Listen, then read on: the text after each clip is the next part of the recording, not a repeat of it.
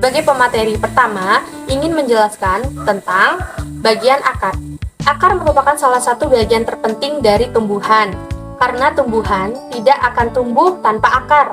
Bagian akar yang masuk ke dalam tanah ini tidak hanya membantu untuk berdiri tegak, namun dia juga membantu untuk pertumbuhannya. Umumnya akar ini tidak berwarna putih, ada yang berwarna coklat dan juga ada yang warna kuning. Kemudian ada beberapa struktur pada akar. Ini baik akar monokotil dan dikotil. Yang pertama itu ada epidermis. Nah, ini nih biasanya ada di akar monokotil dan dikotil ya. Nah, itu merupakan bagian paling luar. Nah, berfungsinya sebagai pelindung. Kemudian ada korteks. Nah, jaringan dasar ini berada di antara epidermis dan endodermis. Biasanya didominasi oleh jaringan parenkim. Nah, jaringan parenkim ini berfungsi sebagai tempat menyimpan cadangan makanan. Kemudian endodermis itu merupakan tempat mengaturnya masuknya air mineral menuju silem pada stele. Nah, yang terdapat juga berkas pembuluh yang berisikan silem dan floem. Pada akar monokotil, susunan berkas pembuluh melingkar dengan silem dan floem itu terletak selang-seling. Nah, karena susunannya melingkar, maka akar monokotil memiliki empulur di bagian tengah stele. Tapi dikotil itu tidak memiliki empulur karena bagian tengahnya itu ada silem. Nah, kemudian ada dua macam akar. Yang pertama akar dikotil itu akar tunggang atau taprot. Nah, akar tunggang itu mempunyai ukuran akar bermacam-macam, termasuk akar pohon atau akar asli.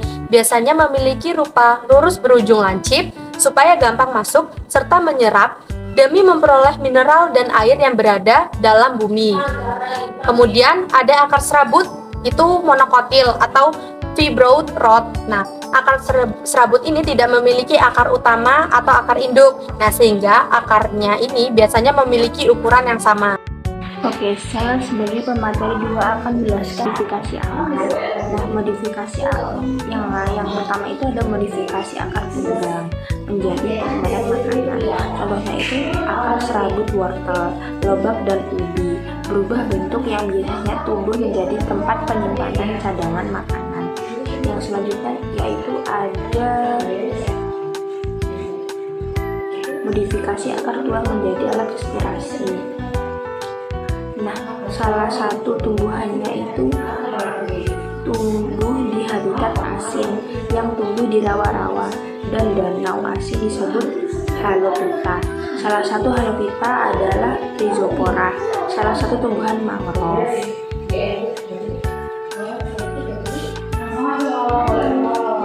Yang selanjutnya ada modifikasi akar adventif sebagai cadangan makanan. Modifikasi ini tumbuh melambung dan menggembung dengan bentuk yang beragam.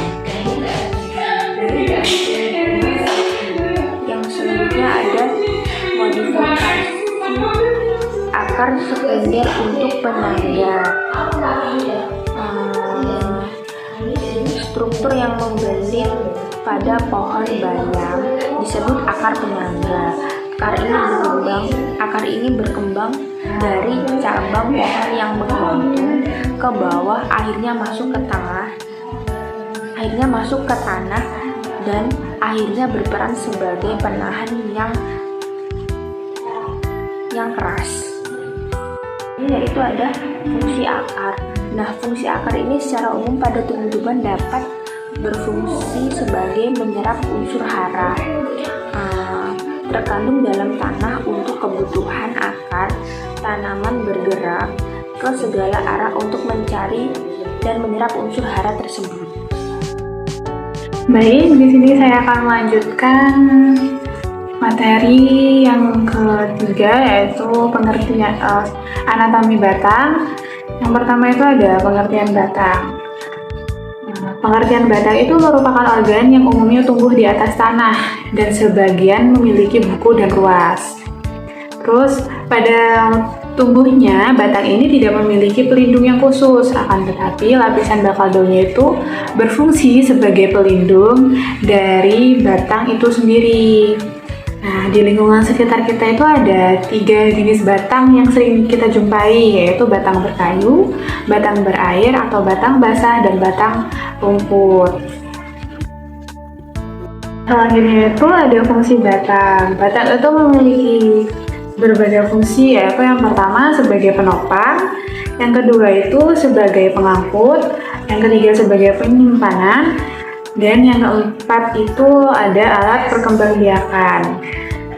Yang pertama itu penopang.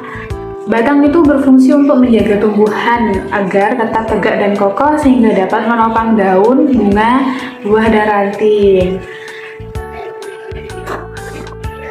Kenapa sih tumbuhan itu membutuhkan penopang yang sangat kuat?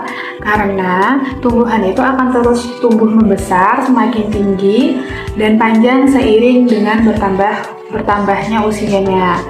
Terus yang kedua itu ada pengangkut.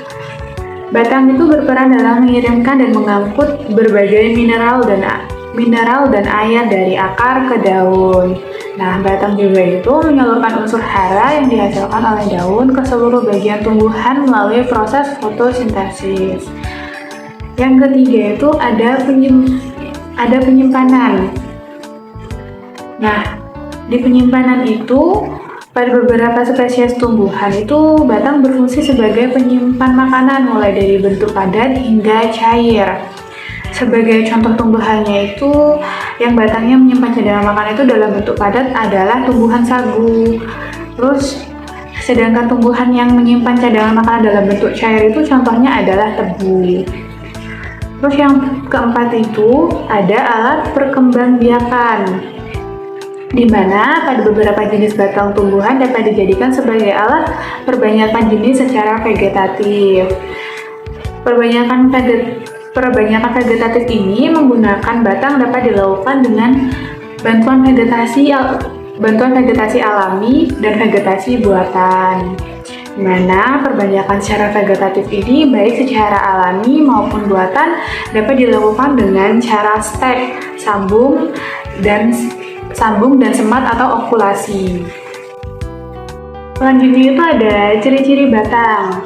Ciri-ciri batang itu ada 6. Yang pertama itu ada batang biasanya itu panjang, bulat seperti silindris atau berbentuk lain. Di mana batang selalu bersifat aktinomorf, artinya banyak bidang terbagi menjadi 2 bagian simetris. Terus ciri yang kedua itu batang terdiri dari ruas-ruas yang dibatasi oleh ruas-ruas dan ruas-ruas tersebut memiliki daun. Ciri yang ketiga itu arah pertumbuhan batang itu biasanya ke arah cahaya atau matahari, yang artinya batang bersifat fototrofik atau heliotropik. Ciri yang keempat itu batang akan semakin lama semakin panjang karena batangnya dikatakan tumbuh tanpa batas. Terus ciri yang kelima itu batangnya dapat bercabang dan tidak akan rontok selama hidupnya kecuali cabang atau ranting kecil. Terus ciri yang keenam itu batang biasanya tidak berwarna hijau kecuali pada tumbuhan yang masih pendek seperti rerumputan. Ini itu ada struktur anatomi batang. Struktur anatomi batang itu memiliki 2 struktur, yaitu struktur anatomi yang terdiri dari lapisan terluar berupa jaringan epidermis dan jaringan kortikal. Terus ada jaringan pengangkut yang terdiri dari xilem dan floem. Nah, yang pertama itu ada jaringan epidermis. Jaringan epidermis itu adalah bagian terluar dari batang dalam struktur anatomi batang, di mana jaringan epidermis ini terdiri dari satu lapisan sel yang dinding selnya menebal dan dilindungi oleh kutikula. Terus jaringan korteks. Jaringan korteks itu adalah jaringan beberapa lapisan sel yang membentuk struktur berongga dengan vakuola yang besar, dan fungsinya itu sebagai tempat menyimpan cadangan makanan. Terus ada jaringan pengangkut. Jaringan pengangkut itu merupakan jaringan yang tersusun atas dua organ, yaitu xilem dan floem, di mana xilem itu adalah jaringan yang terlibat dalam pengangkutan nutrisi dan mineral dari akar ke daun. Sedangkan floem itu adalah jaringan yang terlibat dalam pengangkutan distribusi produk fotosintesis dari daun ke seluruh bagian tanaman. Nah, pada struktur anatomi batang itu terdapat beberapa perbedaan, yaitu dikotil dan monokotil. Di mana dikotil itu memiliki susunan jaringan pengangkut yaitu xilem dan floem yang disandingkan dengan susunan xilem di dalam dan floem di luar. Nah, sedangkan pada tumbuhan monokotil itu susunan jaringan pengangkut itu antara xilem dan floem saling terkait dengan susunan yang tersebar. Baik, selanjutnya saya sebagai pemateri terakhir akan menjelaskan tentang perkembangan pada batang. Perkembangan pada batang itu ada dua. Yang pertama yaitu pertumbuhan primer dan yang kedua yaitu pertumbuhan sekunder. Pertama itu ada pertumbuhan primer. Nah, pertumbuhan primer di batang meliputi daerah pertumbuhan atau titik tumbuh, pemanjangan, dan diferensiasi. Meristem apikal di batang disusun dari sel-sel yang membelah pada ujung tunas. Sementara pertumbuhan, pembelahan, dan pemanjangan sel di batang terjadi di dalam antar ruasnya atau disebut dengan internodus. Apa sih hasil pertumbuhan primer? Ada 3 sistem primer yang terbentuk pada pertumbuhan primer, yaitu ada protoderm, meristem dasar, dan prokambium.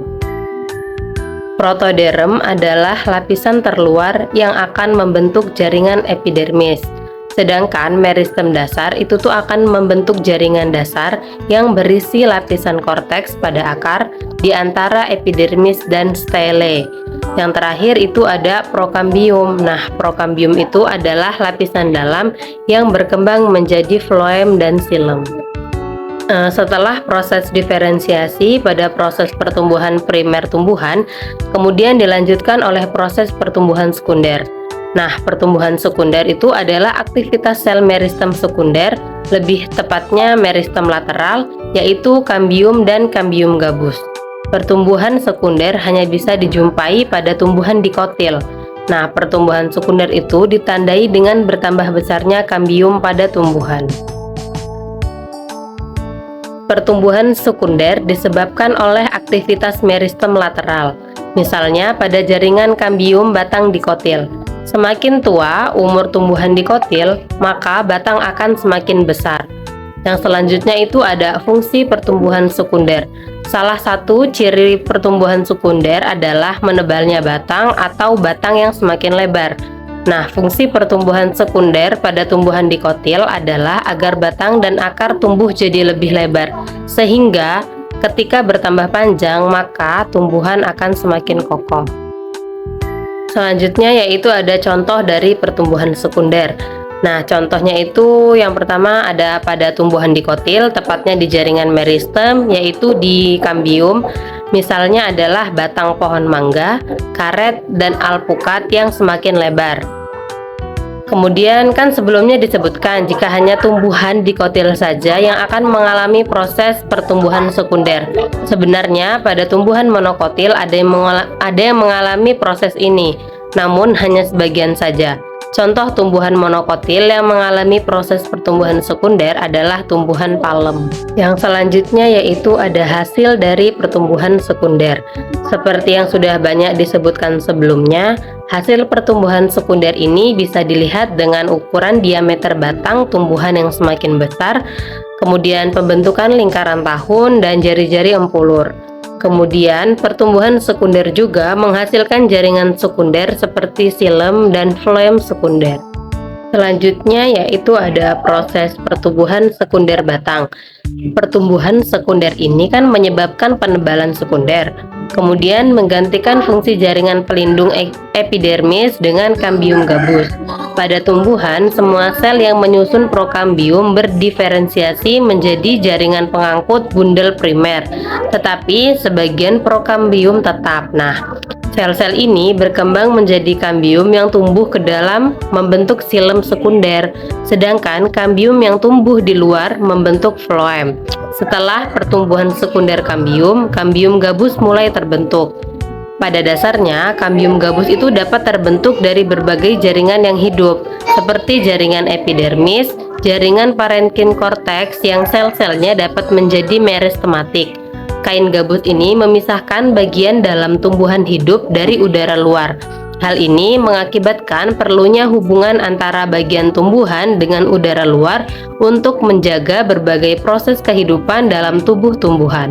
Oleh karena itulah, pada jaringan gabus yang terdapat pada batang dapat ditemui adanya inti sel. Yang terakhir yaitu ada perbedaan pertumbuhan primer dan sekunder. Yang pertama itu bisa dilihat dari hasilnya. Pada pertumbuhan primer, tumbuhan akan bertambah panjang, sementara kalau pada pertumbuhan sekunder itu tumbuhan akan bertambah lebar. Nah, yang kedua itu bisa dilihat dari jenis jaringan. Pertumbuhan primer itu terjadi karena aktivitas meristem apikal, sementara pertumbuhan sekunder terjadi karena aktivitas meristem lateral. Kemudian perbedaan yang ketiga itu bisa dilihat dari waktu terjadinya. Kalau pertumbuhan primer itu dimulai sejak awal tumbuhan tumbuh atau mulai berkecambah sehingga selesainya diferensiasi jaringan. Sementara pertumbuhan sekunder itu terjadi saat pertumbuhan primer selesai dan hanya pada bagian yang matang atau yang benar-benar dikembangkan. Kemudian itu ada modifikasi pada batang. Kan batang adalah bagian tumbuhan, batang itu bagian tumbuhan yang dapat dimodifikasi menjadi bentuk-bentuk yang lain sesuai dengan jenis dan fungsi tumbuhan tersebut. Macam-macam modifikasi pada batang itu ada banyak. Yang pertama itu ada rimpang atau rizoma. Nah, modifikasi batang berupa rimpang merupakan suatu bentuk modifikasi batang dan daun yang berada di bawah tanah. Umumnya itu bercabang-cabang serta tumbuh secara horizontal di dalam tanah. Bentuk modifikasi ini dapat menghasilkan tanaman baru dari ujung rimpangnya yang muncul di atas permukaan tanah. Selain sebagai alat perbanyakan, rimpang juga dimanfaatkan oleh tanaman sebagai tempat menyimpan cadangan makanan. Nah, contohnya itu kayak pada tanaman jahe. Modifikasi pada batang yang selanjutnya yaitu ada umbi lapis. Modifikasi batang berupa umbi lapis adalah suatu bentuk modifikasi yang berasal dari daun dan batang. Dinamakan umbi lapis karena mempunyai susunan yang berlapis-lapis. Lapisan-lapisan inilah yang terbentuk dari daun-daun yang menjadi tebal, lunak, dan berdaging. Bagian ini pula yang beralih fungsi menjadi tempat penyimpanan cadangan makanan. Adapun bagian batang pada umbi lapis ini terdapat di bagian bawah dan sangat kecil. Contoh modifikasi batang umbi lapis ini yaitu ada bawang merah dan bawang putih. Modifikasi yang selanjutnya yaitu ada umbi batang. Umbi batang merupakan modifikasi dari batang saja. Hal ini dibuktikan dengan masih terlihatnya kuncup-kuncup pada umbi batang. Permukaan umbi batang seringkali terlihat licin, terdapat buku-buku batang, dan ruas-ruas yang tidak terlalu tampak dengan jelas. Umbi batang ini dapat bertunas dan menghasilkan individu yang baru. Contohnya yaitu umbi-umbian dan kentang. Modifikasi pada batang yang selanjutnya yaitu ada cabang pembelit. Modifikasi berupa cabang pembelit itu disebut juga dengan sulur cabang. Cabang pembelit adalah cabang atau tunas yang termodifikasi menjadi alat pembelit. Sulur ini biasanya dikenali dari tempat munculnya. Misalnya di dalam ketiak daun atau berhadapan dengan daun. Biasanya masih menyokong daun-daun kecil. Kemudian ada duri dahan atau spina collagenum. Modifikasi batang berupa duri dahan merupakan penjelmaan dari dahan atau cabang. Biasanya bagian dalamnya merupakan kayu yang langsung bersambung dengan kayu bagian dalam pada batang. Modifikasi pada batang yang terakhir yaitu ada geragi atau flagellum. Nah, geragi itu disebut juga dengan stolon. Geragi berkembang dari tunas ketiak daun-daun di bagian bawah batang yang berbentuk cabang yang panjang dan ramping. Umumnya geragi berbaring di atas tanah. Geragi dapat menghasilkan daun-daun pada sumbu baru melalui buku-buku kuncup ketiak tumbuh. Sementara pada bagian bawahnya dapat terbentuk akar sehingga dapat membentuk individu baru. Kemudian materi terakhir yaitu batang sebagai organ perkembangbiakan vegetatif.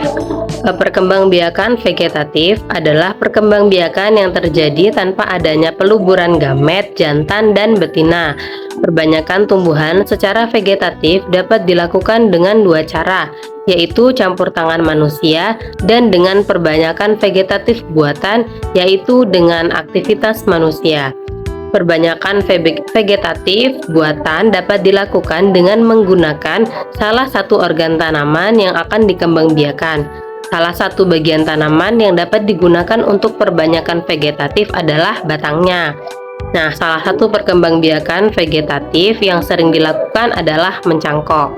Kemudian perkembangan dengan mencangkok itu dilakukan dengan memanfaatkan bagian ranting pohon yang berukuran kecil.